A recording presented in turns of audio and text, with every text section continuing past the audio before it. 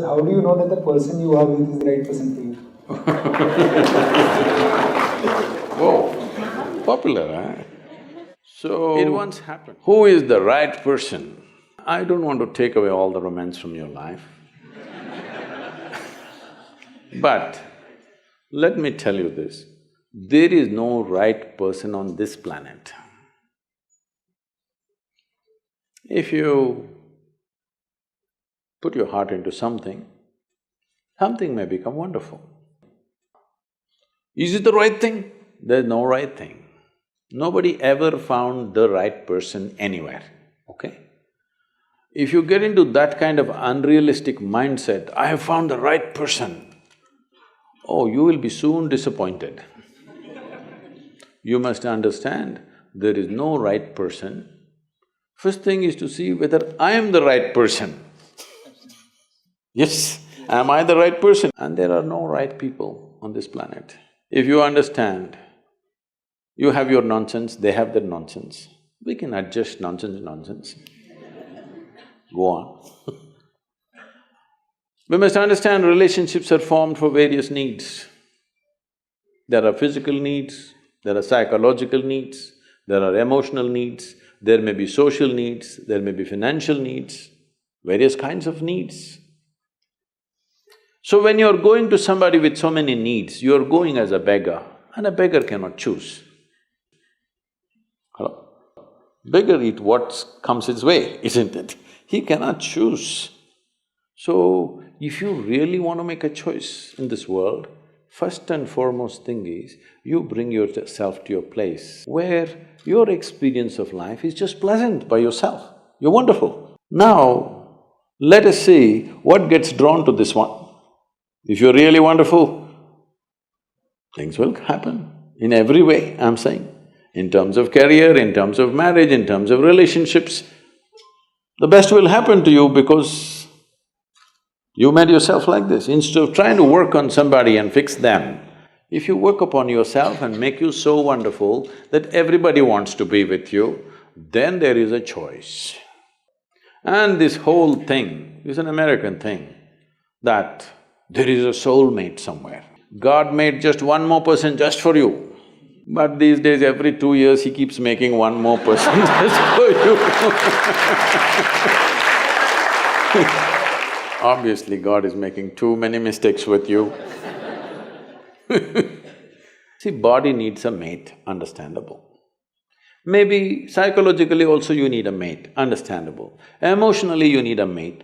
A soul cannot need a mate. So soul doesn't need a mate, nor was some person made perfectly for you, okay? This creation makes all kinds of unique idiots.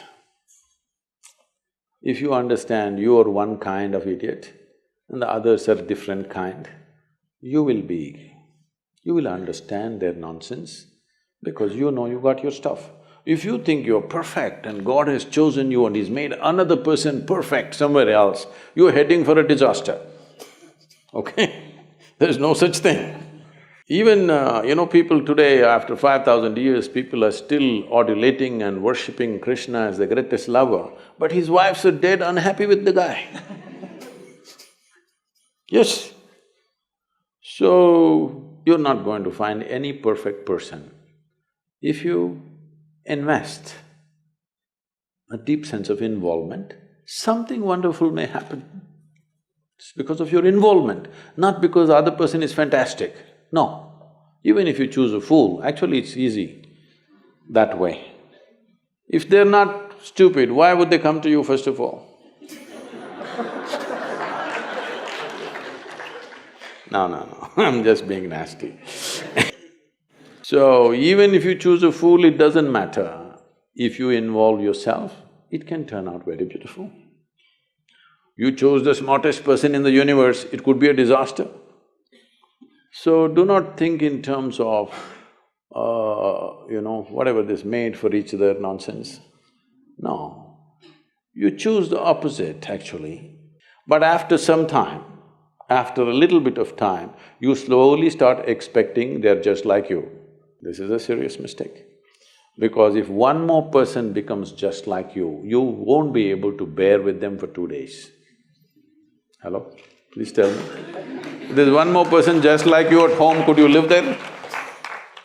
You're glad they're different. It's wonderful, nobody is like you, isn't it?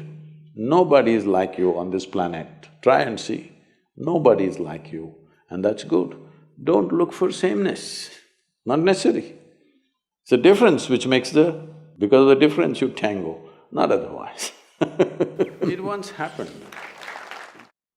Shankaran Pillai was at the family dinner, and when everybody settled down for dinner, he stood up at the table and announced, "I am going to marry Lucy, who's just across the street." I hope that's not the name. No, it Oh. is. Then the father said, "What? You going to marry Lucy? She has nothing, she's like a tramp. You going to marry that Lucy?" Mother said, "What? You going to marry that Lucy?" The uncles always pitch in these kind of matters, you know. Uncle said, "What? You going to marry that Lucy? Have you seen her hair? It looks fake." The aunt, "What? You going to marry Lucy? She's always painted. You going to marry that painted woman?" The little boy, the nephew, can't be left out. He said, "You going to marry Lucy? She doesn't even know what is cricket. How can you marry her?" Shankaran Pillai stood his ground and said, "Yes, I'm going to marry Lucy." Everybody asked in one voice, "Why?" He said, "Because she has no family."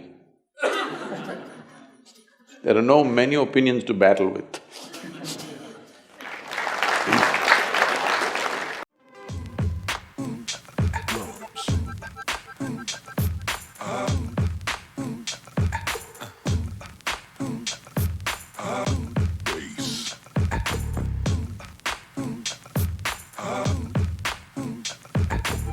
And now you've got yourself something funky.